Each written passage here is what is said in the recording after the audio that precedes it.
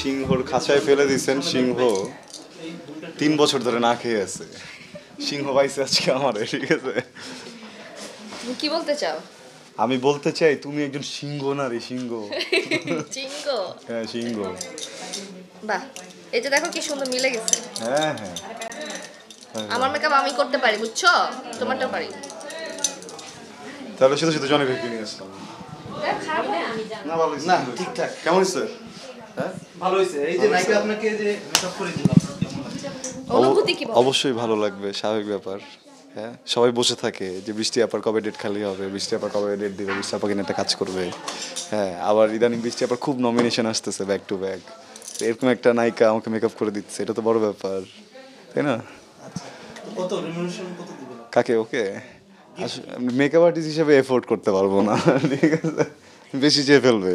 তাহলে এমনিতে একটা গিফট করো, গিফট কিছু একটা। অবশ্যই গিফট দিব। কি সেটা বলো? আমি মেকআপ করে দিব ওকে। হ্যাঁ, তোমার মেকআপ গুলো খুব জঘন্য হবে, অন্য কিছু বলো।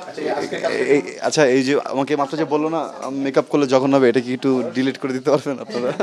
মান সম্মানের ব্যাপার, সবাই দেখে ফেললে। আজকে কাজটা খুব সুন্দর হচ্ছে ভাই। ইটস আ ভেরি ক্লাসি কাজ। হ্যাঁ, আমাদের রিফাত সাহেব আছেন এখানে, আমাদের বিশাল সাহেব আছেন, জামান সাহেব আছেন, বৃষ্টি সাহেব আছেন, আরশ সাহেব আছেন, সবাই মিলে মানে সবাই আছে। আরশ সাহেব আছেন, এটার জন্য আমাদের টেনশন নাই। জোশ জোশ জোশ, শি ইজ ভেরি কমফোর্টেবল। যাদের সাথে করো সবার থেকে কে বেশি কমফোর্টেবল? এটা আমি অনেকবার বলছি, আমি কারোর সামনে বলতে চাই না। বাংলাদেশের বলো। তানিয়া বৃষ্টি। হ্যাঁ হ্যাঁ, রেডি তো।